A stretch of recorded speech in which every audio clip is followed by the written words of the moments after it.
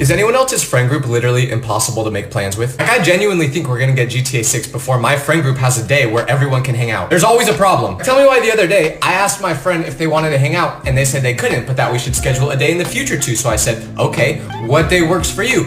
And they gave me a date that was in 3 months. Dog, you are unemployed. How are you not available for 3 months? Like, what are you doing that's making you so busy? Climbing Mount Everest? Every time these types of people say they can't hang out, I get the feeling that they're not actually busy and that they just don't want to hang out with me. So they just make up an excuse. If that's the case, just tell me. I can take it. But if somehow plans actually do get made, they always cancel the day of. And they always have the worst excuses why. They'll be like, oh, sorry, I can't go. I have to babysit my nephew. First of all, you don't have a nephew. Second of all, ain't no one letting you babysit a baby. I'm really convinced this just happens because they don't want to hang out. It happens a lot, by the way.